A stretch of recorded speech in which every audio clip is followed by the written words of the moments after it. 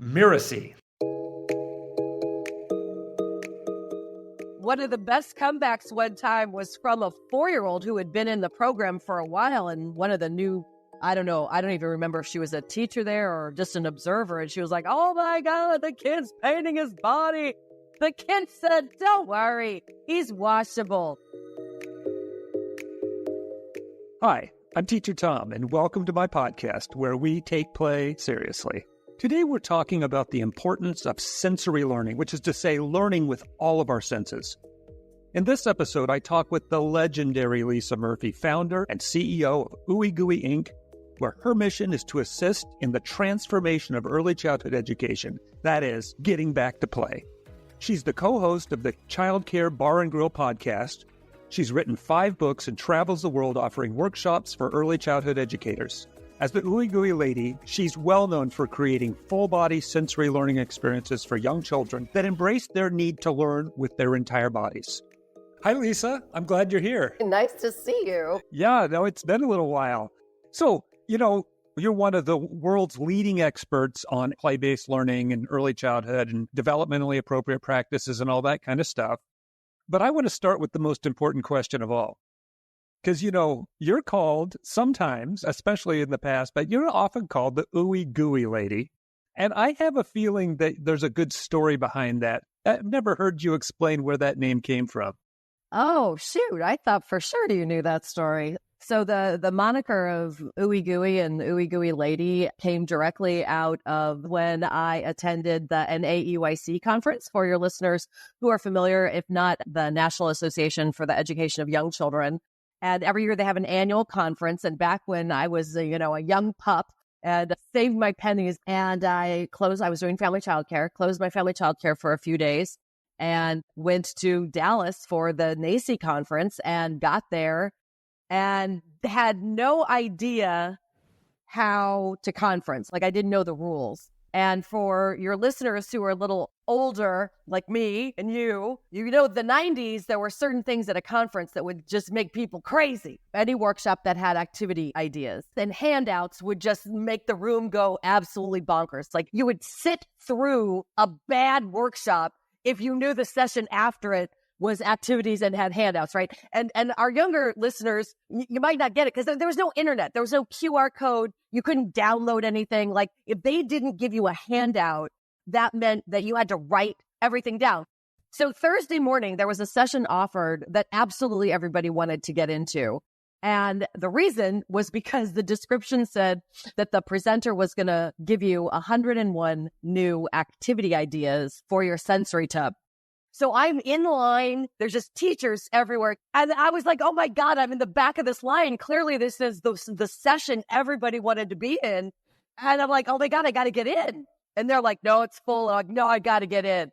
And the lady in front of me looked at me and she's like, we all want to get in. I said, yeah, but I really got to get in. She looked at me square in the face and said, you're really in the back.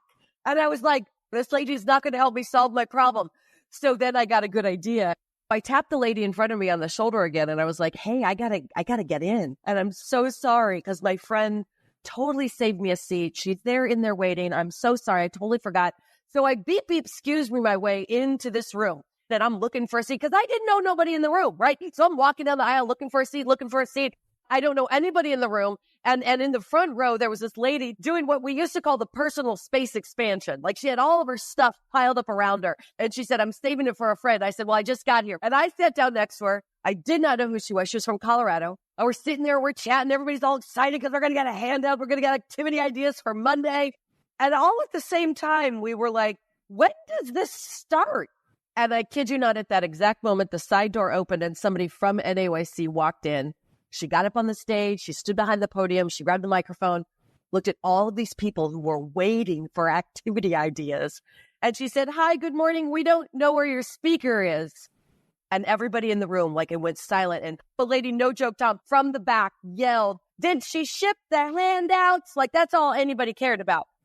And at that point, everybody starts getting a little antsy and nervous. And me, again, I don't know how to conference. So I'm kind of trying to take cues from the environment. Like, what do we do? And the Colorado lady starts packing up her bag. And I was like, what are you doing? And she's like, well, pick something else, going through the book. What else are we going to do?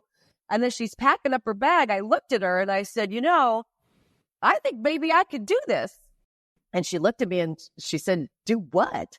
And I was like, I could get up there and share ideas with everybody. I think that'd be kind of fun, actually. And she stopped packing up her bag and she looked me in the eye and all she said was, I dare you. And so I got up in front of the room and 700 people are all in various stages of leaving, right? Going to a second choice option for a seminar session. And I grabbed the microphone and I said, hello, good morning. I'm Lisa Murphy. And I said, guys, I was expecting to receive a lot of new activity ideas today. Is that what you guys were expecting? They're all yelling, yes, yes. I said, so here's what we're going to do. I'm going to share with you some things that I've done, and you can write them down. You can share things that you've done, holler them out. We'll all write them down. You can leave, honestly. But if you want to stick around, we're going to have a sharing session for the next hour. And with no exaggeration, every single person sat back in their seat.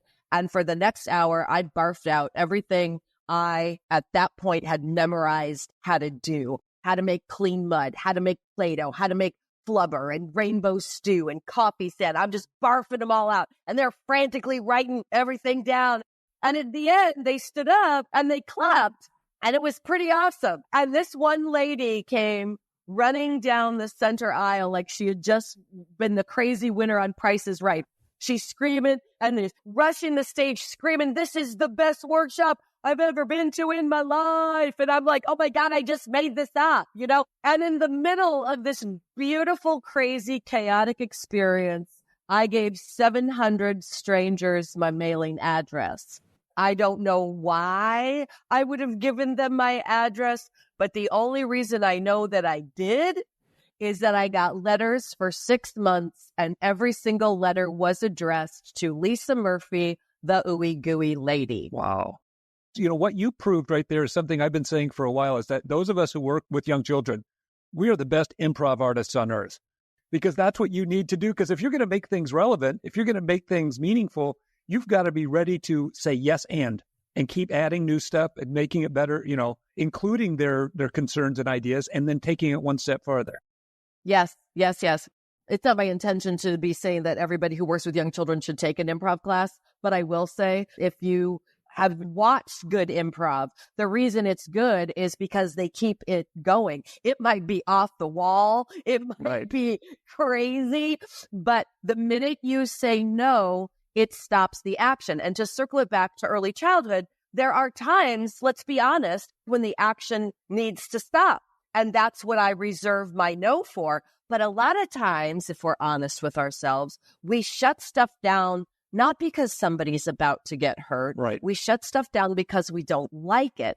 And I think one of the places where you and I are very much on the same page is that we're looking to get people to go beyond not liking it. I used to tell my staff, I don't need you to like it. I don't need you to get it. I don't need you to understand it. I need you to respect it and make room for it, and really start to figure out how to internalize the idea that kids wouldn't be doing it if they weren't getting something from it. This is why the 700 people went nuts in your very first thing.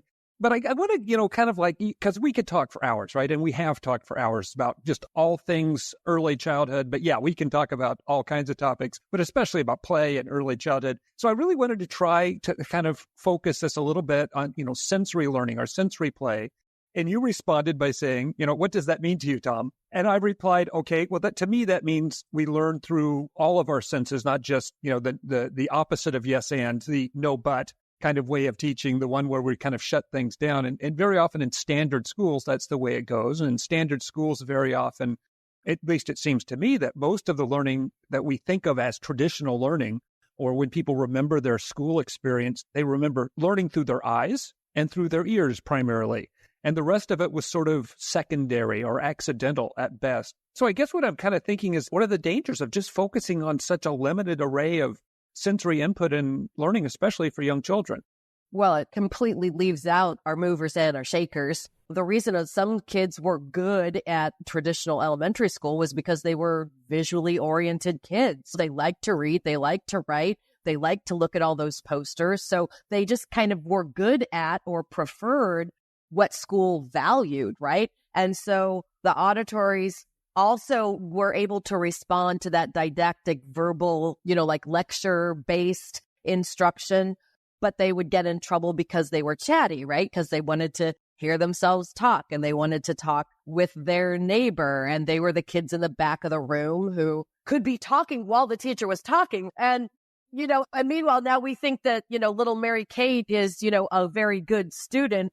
But if we really kind of played detective a little bit, maybe Mary Kate just really liked to read and write and liked to do neat handwriting and liked to fill in the ditto in the worksheets and like that kind of stuff. So was she really a good student, or was she just really good at the system that she was already being subjected to? And then, not letting the kids work in small groups, depending on how old you are and where you went to school, that was often frowned upon because we were worried that kids were cheating or, not paying attention to their own work. So the visuals and the auditories to some degree were kind of designed to be in that system. Yeah. They still would get into trouble, whatever. But when you look at like what we used to call like our kinesthetic learners, who really were, that's, I got to stand up at my desk, I got to walk around the room. They're not bad kids, and we know that, and I know you've unpacked that in many of your conferences and online summits. They don't fit into that traditional, rigid, controlling system.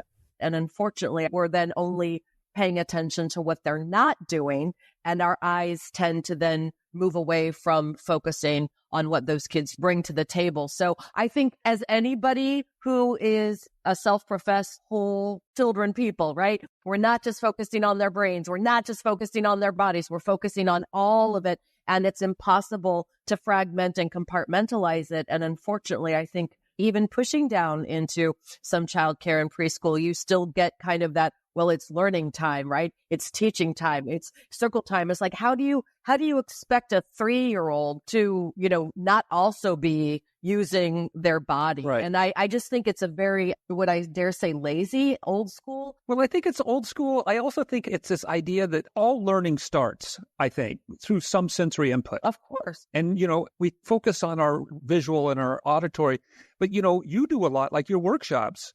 They're about hands-on learning, and you actually put the adults in the position to be hands-on. The clean mud and all that kind of stuff. That's going to get messy. Is that why some people don't want to do it? Because it can get messy. It does. This is a really multi-layered conversation. Does it get messy? Yes. However, when those hands-on opportunities like a sensory tub are available on a more regular basis, they don't get messy. I think people who are against it, then they say oh no, it just gets out of hand. It gets out of hand. A lot of times, with all the love in my heart, the reason it gets out of hand is because you only do things like that once every quarter. So yes, it can get messy, but the more often it's happening, the less it gets crazy and messy and chaotic, because the children trust that it's going to be there, right? And I call it in my Being Child-Centered book, I call it riding the wave, right? You got to ride the wave of novelty and newness. And right. To kind of turn this a little bit to kind of current events, now that we're out of COVID, or out of the main focus of COVID, the rules and the restrictions, of course, by this time have gone by the wayside. And what has come up in workshops over the last 6 months in real-time in-person sessions is a lingering resistance from people who were glad that we weren't using Play-Doh and Flubber and the sensory bins during the pandemic.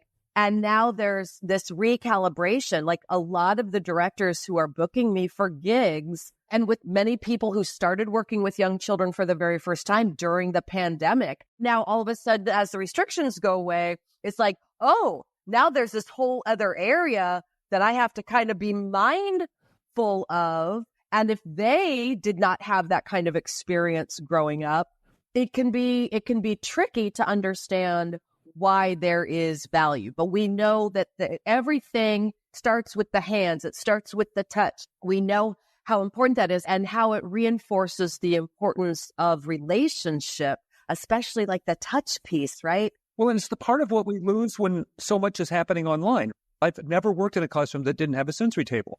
And every day there was something. There was water sometimes, but we would put flaxseed in there. We'd put rice in there. We'd put wheat berries in there.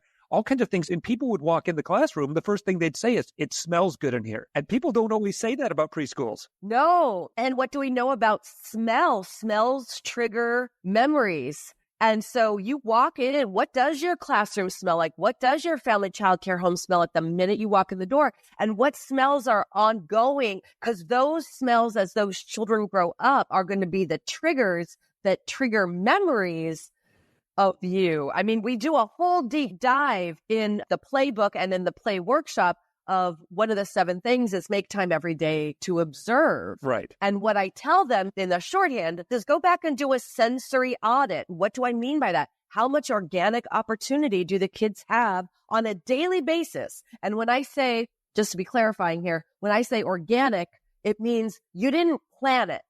How much organic opportunity do kids have to touch, smell, taste, see, and hear on a daily basis? And it's not just my 5 senses week. Right. No, every day. Well, we know those senses all go together too, right? The thing in your hand also has a fragrance, also has a sound, also has a taste. I mean, when we put, and flaxseed was one of the most popular things we ever put in our sensory table. It's just because it's silky and it's just beautiful and it's very fluid.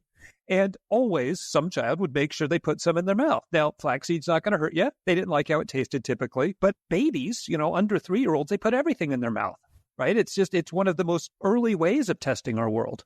Experience does not come just from our seeing or being told things.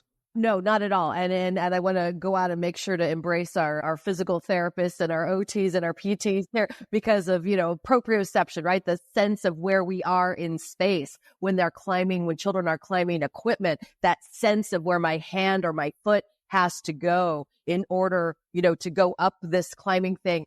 And that sense of listening to what's in your gut, like the little bit of that spidey sense and becoming comfortable in listening. Oh, yeah. Ed Wong wrote this book called An Immense World. It was a New York Times bestseller, and it's about animal senses, all the other senses in the animal kingdom, and things like, echolocation and ways to sense the world through vibration. Like a spider, an orb spider, experiences its entire universe just through vibration. And these are things that maybe we can experience the world. We just don't focus on those. I mean, electromagnetism probably does influence us. We just don't know about it yet, or we don't see it on a day-to-day basis. Well, yeah, but how do we know? Like some children who are diagnosed maybe with some sensory processing issues or disorders, right? Who are we to say that maybe it's not that they're just not doing it our way? Exactly. And I think about that a lot, like especially when you just said like the echolocation. I was like, how do we know that that's not how David is experiencing everything? Right. How do we know? Well, in the book, in Ed's book, he talks about that there are people who are blind who have taught themselves echolocation. They use clicks, and they've taught themselves without anybody teaching them. So for all we know, when a child is born, they have a lot of these senses, and we tend to shut them down and without, expanding them, without the opportunities and with the limitations we place on children for what is acceptable and what is not. I think about that all the time, is that we may be born with a lot more than those 5 senses and capable. Right? What's going to get used? What gets used? What doesn't get used? Use it or lose it. Use it or lose it. What is my environment reinforcing and supporting? And it's like language. All kids are born, we know this, capable of speaking any language, but then the synapses and the neurons are going to connect and do what needs to be done in order to be effective within that particular environment. So yeah, I would not disagree with that. And art has a special place, kind of a special category of sensory play, because we tend to think of it as creating something beautiful. And I just wondered if you could talk a little bit about that. I know that for some people, they may not have really thought about the process versus product and some of those kind of things. I'd love to talk about art as a sensory activity. Oh, definitely. I mean, paint has a texture. Finger painting probably is the first experience. And for clarification, in case anybody's new to me, we were not doing projects with babies, right? No babies are doing an art project to send home. But we would put a bunch of sheets out and butcher paper, perhaps, but usually I would just use sheets. And we just squirt it with tempera paint, and the babies would crawl through and have that sensory experience of feeling that different texture, and they would put it on their face. There wasn't enough. Nobody was going to die. It wasn't like they were hunkering down with a spoon, but that was probably the first one that they got. And I think children have, I believe, reactions to the stuff that they make with their hands and their fingers. And it's a very creative, open-ended space. So children would be painting with their feet. They'd be painting with their elbows. One of the best comebacks one time was from a 4-year-old who had been in the program for a while. And one of the new, I don't even remember if she was a teacher there or just an observer. And she was like, "Oh my God, the kid's painting his body." The kid said, "Don't worry, he's washable." And then just went about their business. They're not hurting nobody.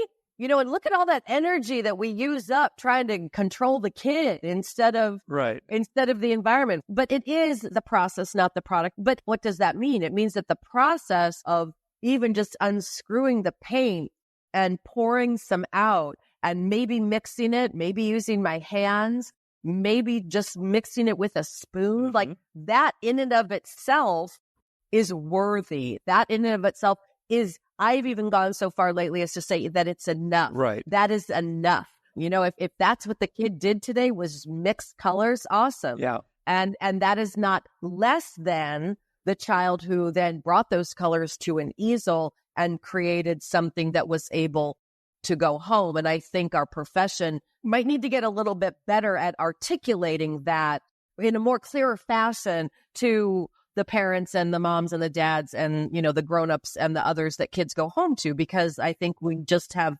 we think that the thing on the fridge is somehow more important. Yeah, one of the greatest inventions, I think, really is having the pocket cameras. Our phones all have cameras on them, because what I realized is that when a child's making a piece of art and you walk by, and every piece of art seems to go through a period of great beauty. And if you walk by and say, "That's beautiful," they'll look at you and say, "You think that's beautiful? Wait till you see this." And they keep going until it's all gray or all brown, until they rip through the paper. And that's what you end up sending home. So that's why I always say, instead of saying "that's beautiful," I take a picture.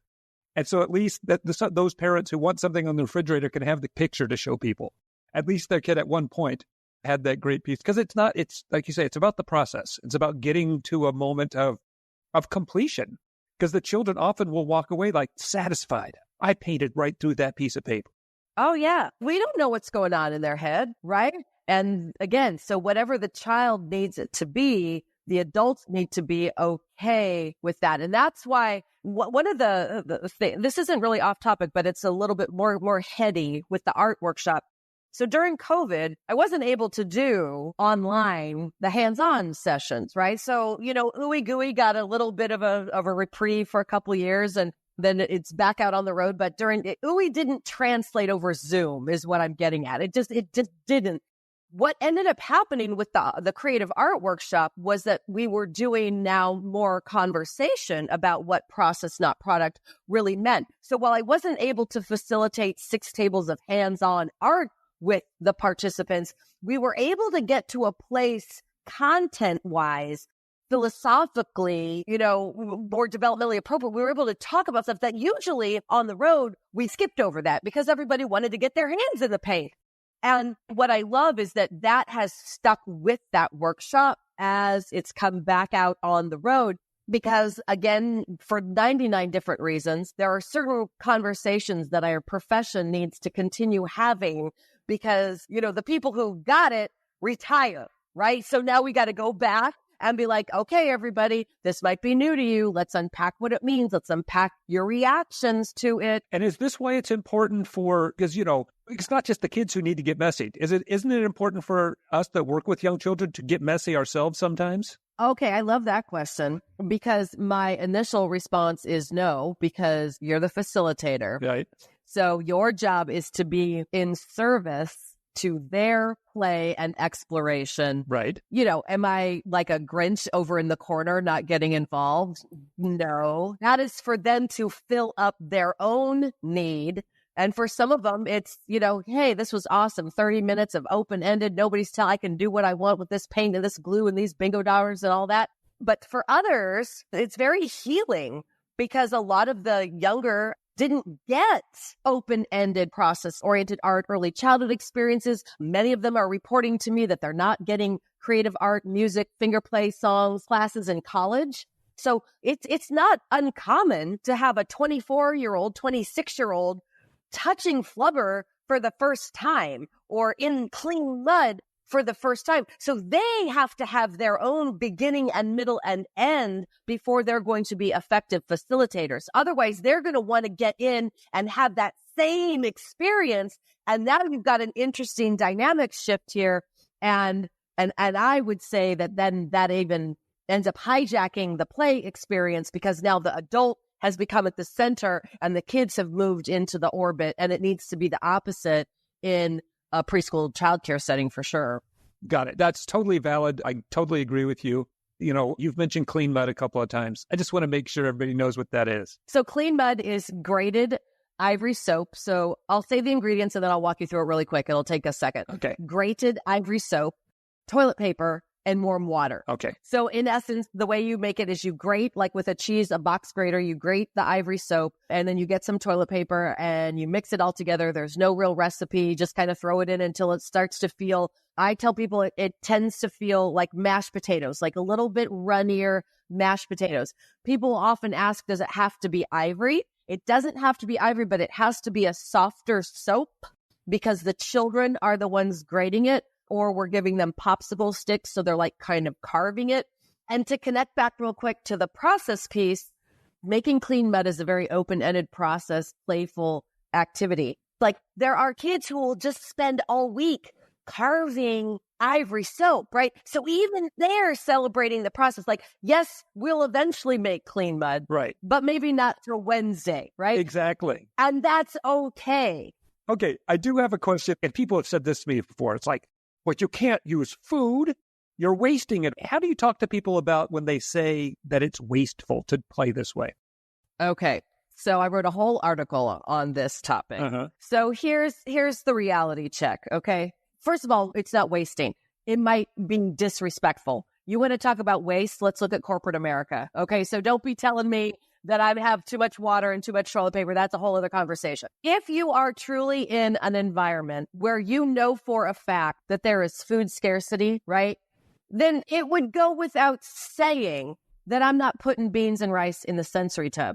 Go without saying. Like common sense, not a policy, would dictate that. But where it goes deeper, like everything does, is do you really know that?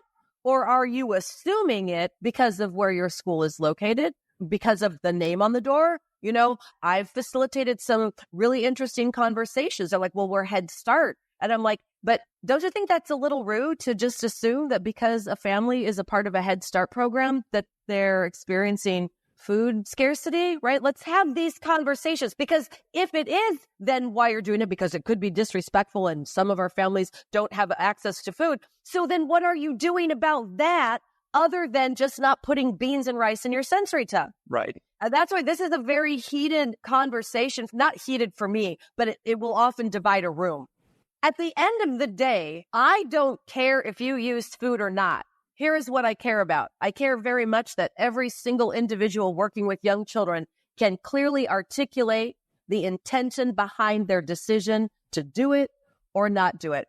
I'm going to bring all of these things back. All of it comes back to the three questions. What are you doing? Why are you doing it? And who is it for? And if you can't answer those questions, you are not allowed to continue doing what you're doing until you can. And that comes up quite a bit. I care that you can talk about why you do or why you don't, and that you're consistent. Right. Excellent. So this has been a great conversation. I just wondered, where can people find you, Lisa? OooeyGooey.com, OOEYGOOEY.com. There's hundreds of articles up there. Not only can you access the articles there, but you can actually store your own binder right there on my website. I'm really excited about Porch Play Chats that are coming out of International Play Association, where we're spending time talking with play people from around the world. That's been super exciting. Lisa, thank you so much for taking the time to talk with us. It's been just an exciting conversation. Thank you, Lisa. Thanks, Tom.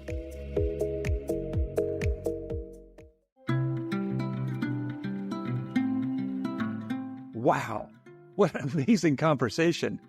All thinking, all learning starts with a sensory experience. Before we can think, we must feel. We must see, smell, hear, or taste. Walt Whitman wrote, "Behold, the body includes and is the meaning, the main concern, and includes and is the soul."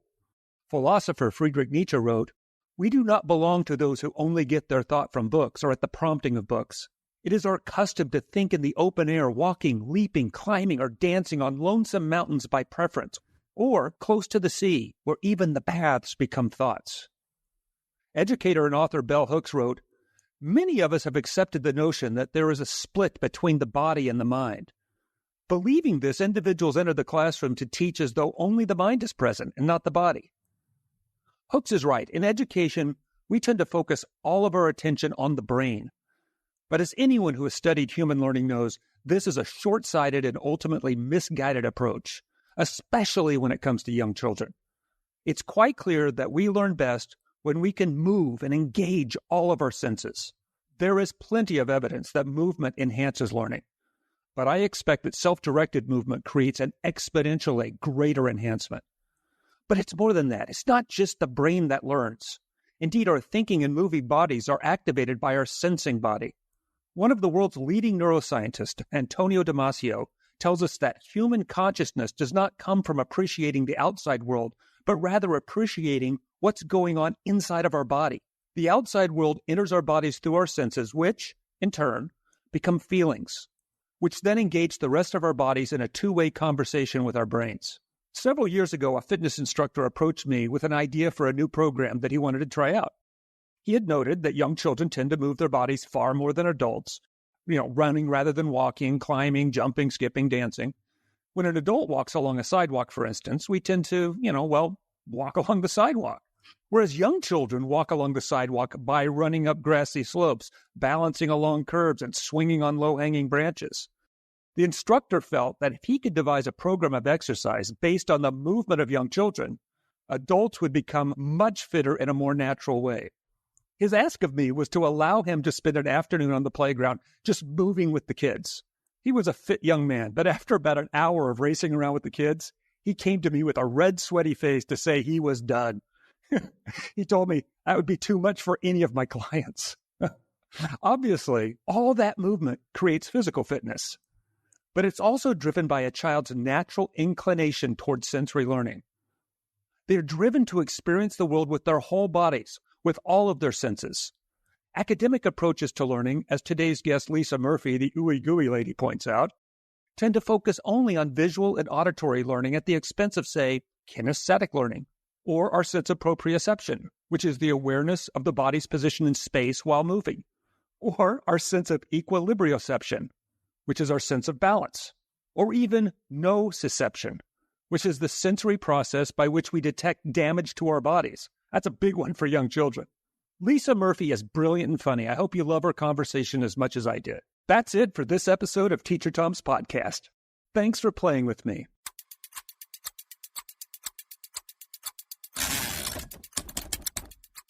And a great thank you to Lisa Murphy for this amazing conversation.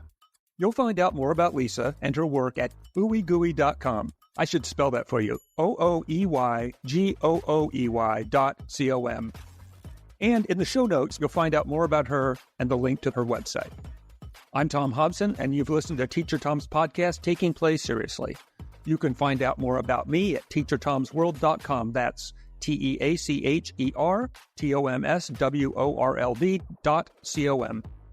Teacher Tom's podcast is a part of the Mirasee FM podcast network, which also includes such shows as Course Lab and Just Between Coaches. Stay tuned for more fun episodes by following us on the Mirasee FM YouTube channel or your preferred podcast player. If you found today's insights valuable, take a moment and leave us a starred review. It'll help us reach more people like you. Again, thanks for playing with me, and I'll catch you in the next episode.